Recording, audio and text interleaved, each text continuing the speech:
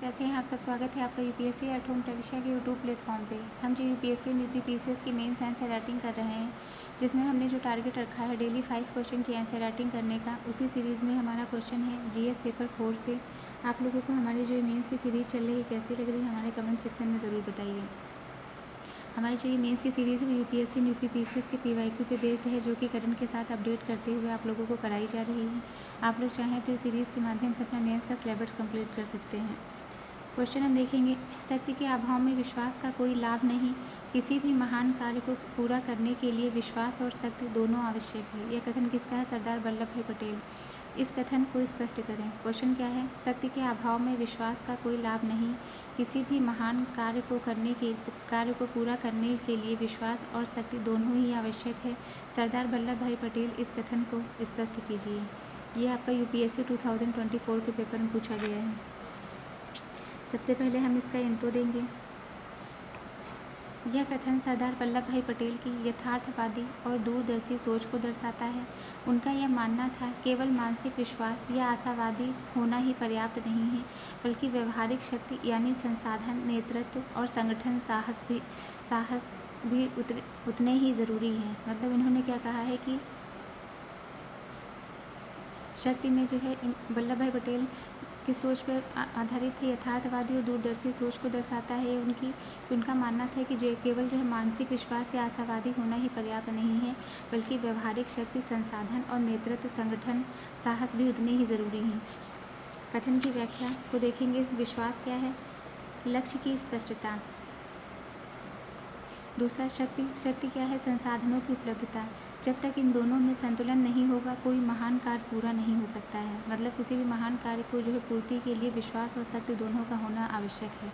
विश्वास क्या होता है? लक्ष्य की स्पष्टता। शक्ति है संसाधनों की उपलब्धता, कि उस कार्य को पूरा करने में किन किन संसाधनों की आवश्यकता है, वो संसाधन हमारे पास होने चाहिए। फिर क्या है? ऐतिहासिक उदाहरण सरदार पटेल के नेतृत्व में 562 रियासतों का एकीकरण किया। किसके आधार पर? विश्वास के आधार पर। भारत की 562 देशी रियासतों का एकीकरण केवल राजनीतिक विश्वास से नहीं, बल्कि प्रशासनिक दृढ़ता, सेना की रणनीति और राजनीतिक शक्ति से ही संभव हुआ है। ऑपरेशन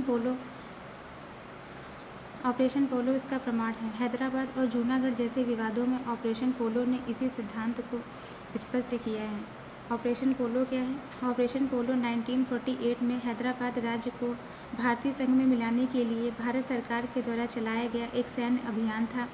इसे पुलिस कार्रवाई के रूप में भी जाना जाता है। यह अभियान तब शुरू हुआ जब हैदराबाद के तत्कालिक शासक निजाम मीर उस्मान अली खान ने भारत की स्वतंत्रता के बाद अपने राज्य को भारत में विलय करने से इनकार कर दिया। इसका लक्ष्य क्या था? हैदराबाद को, ऑपरेशन पोलो का जो लक्ष्य था, हैदराबाद राज्य को भारतीय संघ में मिलाना। इसका कारण क्या था? निजाम द्वारा भारत में विलय से इनकार और हैदराबाद की भौगोलिक स्थिति। इसका परिणाम क्या देखने को मिला? हैदराबाद का भारत में विलय और निजाम का पतन हुआ। ये 13 सितंबर 1948 में शुरू किया गया और 17 सितंबर 1948 को हैदराबाद के निजाम के आत्मसमर्पण के साथ ये समाप्त हुआ। तो ये सारे फैक्ट आपके प्री के पॉइंट ऑफ व्यू से भी काफ़ी इंपॉर्टेंट थे। नेक्स्ट हम देखेंगे समसामयिक प्रासंगिकता, जिसमें क्या है? भारत की विदेश नीति। सॉफ्ट पावर, संस्कृति, योग, शिक्षा पर आधारित है, प्लस हार्ड पावर, सैन्य क्षमता और रक्षा निर्यात। भारत की जो वैश्विक जो कूटनीति है, इसमें आज भारत वैश्विक मंच पर विश्वास, सॉफ्ट पावर के साथ साथ सैन्य और आर्थिक शक्ति, हार्ड पावर से भी अपनी स्थिति मजबूत कर रहा है। इसका उदाहरण हम देखेंगे G20 में अध्यक्षता, चंद्रयान 3 और क्वाड जैसी पहले। मतलब इसका जो है G20 में अध्यक्षता, चंद्रयान 3 की सफलता और रक्षा निर्यात में इससे वृद्धि हुई है। नेक्स्ट क्या है? आत्मनिर्भर भारत अभियान। आत्मविश्वास प्लस विनिर्माण, तकनीकी व पूंजी की शक्ति।